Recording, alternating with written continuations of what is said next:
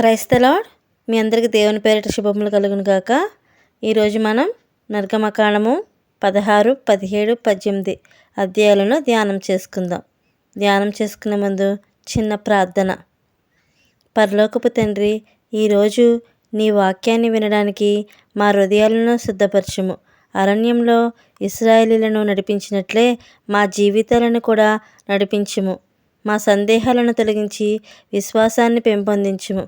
యేసునామంలో ప్రార్థించుచున్నాము తండ్రి, ఆమెన్. ఇక టాపిక్లోకి వెళ్దాం. ఇప్పుడు 16వ అధ్యాయాన్ని చూద్దాం. ఇశ్రాయేలీయులు ఎర్ర సముద్రం దాటిన ఆనందంలో ఉన్నారు. కానీ కొద్ది రోజులకే వారు అరణ్యంలోకి వచ్చారు. అది సీను అరణ్యం. ఈజిప్టు దేశం నుండి బయటికి వచ్చి సుమారు 1 నెల అయింది. ఆహారం తగ్గిపోతుంది. ప్రజలు ఆకలితో బాధపడుతున్నారు. అప్పుడు వారు మోషే, అహరోనుల మీద మొరపెట్టుకున్నారు. ఈజిప్టులో ఉన్నప్పుడు మాంసపు పాత్రల దగ్గర కూర్చొని తినేవాళ్ళం. ఇక్కడ అరణ్యంలో ఆకలితో చావాలా అని. వారి మాటల్లో అసహనం ఉంది.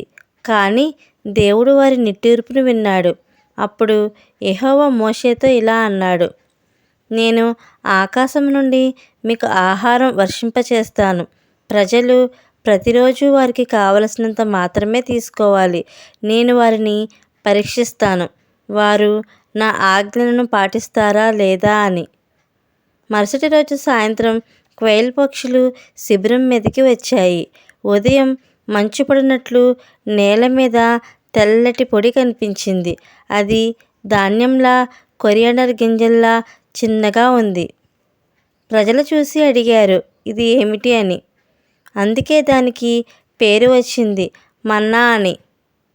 మోషే వారికి చెప్పాడు, ఇదే యెహోవా మీకు ఆహారంగా ఇచ్చిన రొట్టె. దేవుడు ఇచ్చిన ఆజ్ఞలు. ప్రతి ఒక్కరూ తన కుటుంబానికి సరిపడ మాత్రమే తీసుకోవాలి. ఉదయం సేకరించిన దాన్ని మరుసటి రోజుకు ఉంచకూడదు. కానీ 6వ రోజున విశ్రాంతి దినం. కొంతమంది దేవుని మాట వినకుండా మరుసటి రోజుకి మన్నాను ఉంచారు. ఉదయం చూసేసరికి అది పురుగులు పట్టి దుర్వాసన వచ్చింది. మరోసారి కొంతమంది 7వ రోజున కూడా సేకరించడానికి బయలుదేరారు. కానీ ఆ రోజు మన్నా రాలేదు. అప్పుడు దేవుడు ఇలా అన్నాడు, మీరు ఎంతకాలం నా ఆజ్ఞలను పాటించరు? ఇశ్రాయేలీయులు 40 సంవత్సరాలు అరణ్యంలో తిరుగుతూ ఉండగా దేవుడు ప్రతిరోజు మన్నాతో వారిని పోషించాడు. వారు కానాను దేశానికి చేరే వరకు ఈ మన్నా కొనసాగింది. మోషే అహరోనుకు ఇలా చెప్పాడు, ఒక పాత్రలో కొంత మన్నా నింపి భద్రపరచండి. ఇది తరతరాలకు సాక్ష్యంగా ఉండాలి. నేను అరణ్యంలో మీకు ఎలా ఆహారం ఇచ్చానో గుర్తు చేసుకోవడానికి. అలా మన్నా ఒక స్మారకంగా ఉంచబడింది. ఈ అధ్యాయం నుంచి ఆత్మీయ పాఠం ఏంటో చూద్దాం. దేవుడు మన అవసరాలను ప్రతిరోజు తీర్చుతాడు. ఆయన మన విశ్వాసాన్ని పరీక్షిస్తాడు. మనం నిలవలు కాకుండా దేవుని మీద ఆధారపడాలి. విశ్రాంతి దినం దేవుని వరం. ఇప్పుడు 17వ అధ్యాయాన్ని చూద్దాం. ఇశ్రాయేలీయులు అరణ్యంలో ప్రయాణం కొనసాగిస్తున్నారు. దేవుని మేఘస్తంభం ముందు నడుస్తుంది. వారు ఒక చోటికి వచ్చారు, రఫీదిము అనే స్థలం దగ్గరికి. అక్కడ ఒక పెద్ద సమస్య ఎదురైంది. నీరు లేదు. ప్రజలు మళ్ళీ అసహనం వ్యక్తం చేశారు. వారు మోషేతో గొడవపడుతూ ఇలా అన్నారు, మాకు నీళ్ళివ్వు. మేము, మా పిల్లలు, మా పశువులు దాహంతో చస్తామా? మోషే బాధతో యెహోవాను మొరపెట్టుకున్నాడు, ప్రభువా, ఈ ప్రజలతో నేనేం చేయాలి? వీరు నన్ను రాళ్లతో కొట్టబడుతున్నారు. అప్పుడు యెహోవా మోషేతో ఇలా అన్నాడు, ప్రజలు ముందుగా నడుచు ఇశ్రాయేలు పెద్దలను తీసుకుపో. నీవు నైలు నదిని కొట్టిన దండంను చేతిలో పట్టుకో. నేను హోరేబు కొండలోని ఒక శిలపై నీకు ప్రత్యక్షమవుతాను. ఆ శిలను కొట్టు, దానిలో నుండి నీరు ప్రవహిస్తుంది. మోషే దేవుడు చెప్పినట్లే చేశాడు. శిలను కొట్టగానే దానిలో నుండి నీరు ప్రవహించింది. ప్రజలు తాగారు. వారి దాహం తీర్చబడింది. శిల నుంచి వచ్చిన నీరు దేవుని అద్భుతం. ఈ స్థలానికి 2 పేర్లు పెట్టారు. ఒకటి మస్సా, 2 మోరీబా. మస్సా అనగా పరీక్ష. మోరీబు అనగా వివాదం. ఇక్కడ ప్రజలు యెహోవాను పరీక్షించారు. యెహోవా మన మధ్య ఉన్నాడా లేదా అని సందేహించారు. ఆ తర్వాత అమాలేకీయులతో యుద్ధం. అమాలేకీయులు వచ్చి రిఫీదీములో ఇశ్రాయేలుతో యుద్ధం ప్రారంభించాడు. మోషే యెహోషువను పిలిచి ఇలా అన్నాడు, కొంతమంది మనుషులను ఎంచుకొని అమాలేకీయులతో యుద్ధం చేయు. నేను దేవుని దండమును చేతిలో పట్టుకొని కొండ మీద నిలబడతాను. మరుసటి రోజు యెహోషువ యుద్ధానికి వెళ్ళాడు. మోషే, అహరోను హూరు కొండ మీద నిలబడ్డారు. యుద్ధం జరుగుతుంది. మోషే చేతులను పైకెత్తినప్పుడు ఇశ్రాయేలు గెలుస్తున్నారు. అతని చేతులు అలసి క్రిందకి దిగినప్పుడు అమాలేకీయులు గెలుస్తున్నారు. మోషే చేతులు బలహీనపడ్డాయి.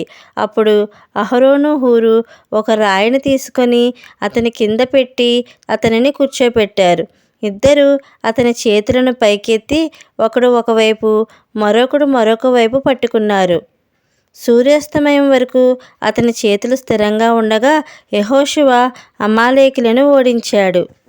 అప్పుడు దేవుడు జ్ఞాపకార్థంగా యెహోవా మోషేతో ఇలా అన్నాడు, ఈ విషయాన్ని గ్రంథంలో రాయు. అమాలేకును ఆకాశం క్రింద నుండి పూర్తిగా తొలగిస్తాను. మోషే అక్కడ ఒక బలిపీఠాన్ని నిర్మించి దానికి పేరు పెట్టాడు, యెహోవా నిస్సి. దీనికి అర్థం యెహోవా నా విజయం. అతడు ఇలా అన్నాడు, యెహోవా సింహాసనం మీద చెయ్యి ఎత్తబడింది. యెహోవా అమాలేకులతో తరతరాలకు యుద్ధం చేస్తాడు. దీనికి ఆత్మీయ అర్థం ఏమిటంటే సమస్యలలో దేవుణ్ణి పరీక్షించకూడదు. యుద్ధం కేవలం కత్తితో కాదు, ప్రార్థనతో గెలుస్తాం. ఇప్పుడు 18వ అధ్యాయాన్ని పరిశీలిద్దాం. ఇశ్రాయేలీయులు అరణ్యంలో ప్రయాణం ఇంకా కొనసాగిస్తుండగా దేవుడు వారిని అద్భుతాలతో నడిపిస్తున్నారు. ఈ సమయంలో ఒక ప్రత్యేకమైన వ్యక్తి శిబిరానికి వచ్చాడు. మోషే మామగారు యిత్రో మిద్యాను యాజకుడు. ఆయన మోషే భార్య సిపోరాను, ఆమె 2 కుమారులను తీసుకొని వచ్చారు.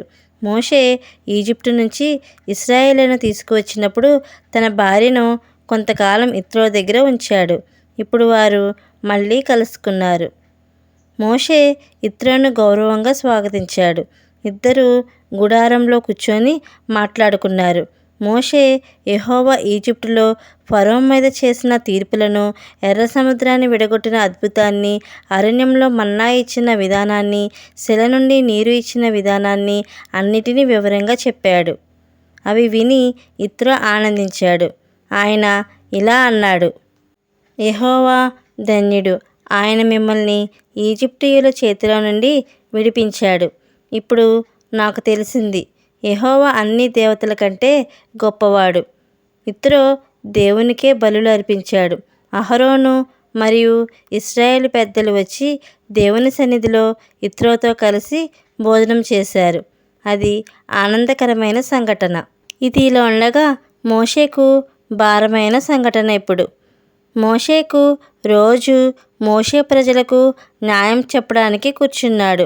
ఉదయం నుంచి సాయంత్రం వరకు ప్రజలు ఆయన దగ్గర నిలబడి తమ సమస్యలు, వివాదాలు చెప్పుకుంటున్నారు. యిత్రో ఇది చూసి ఆశ్చర్యపోయాడు. ఆయన మోషేతో ఇలా అన్నాడు, నువ్వు చేస్తున్న పని మంచిది కాదు. నువ్వు కూడా అలసిపోతావు, ప్రజలు కూడా అలసిపోతారు. ఈ పని నీకు చాలా భారంగా ఉంది. నువ్వు ఒంటరిగా చేయలేవు. అప్పుడు యిత్రో ఒక మంచి సలహా ఇచ్చాడు. దేవుని ముందు ప్రజల విషయాలను నువ్వు ప్రతినిధిగా నిలవాలి. వారికి దేవుని ఆజ్ఞలు, విధులు నేర్పాలి. కానీ చిన్న చిన్న విషయాలను తీర్చడానికి ప్రజలలో నుంచి సమర్థులు, దైవభక్తులు, నిజాయితీ గలవారు ఎంచుకోవాలి. వారిని 1000 మంది, 100 మంది, 50 మంది, 10 మంది మీద అధికారులుగా నియమించాలి. పెద్ద విషయాలు మాత్రమే మోషే దగ్గరకు రావాలి. అలా చేస్తే మోషే భారం తక్కువ అవుతుంది. ప్రజలు కూడా త్వరగా న్యాయం పొందగలరు.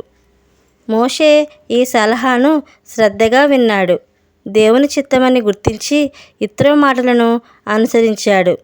సమర్థులైన పురుషులను ఎంచుకొని ప్రజల మీద అధికారులుగా నియమించాడు. చిన్న విషయాలను వారు తీర్చేవారు. కఠినమైన విషయాలు మోషే దగ్గరకు వచ్చేవి. కొంతకాలం తర్వాత యిత్రో తన దేశానికి తిరిగి వెళ్ళిపోయాడు.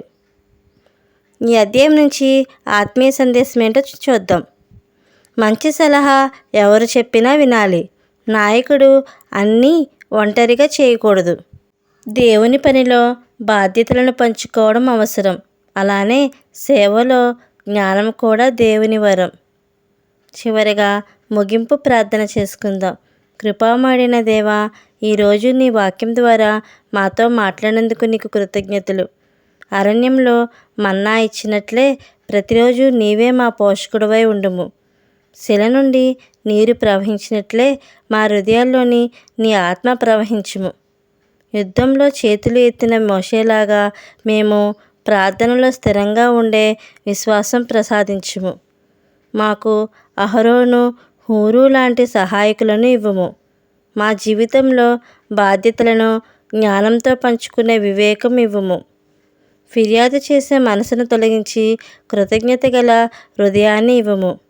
ఇక్కడ విన్న వాక్యము మా జీవితాల్లో ఫలించేలా యేసుక్రీస్తు నామంలో వేడుకుంటున్నాము తండ్రి. ఆమెన్.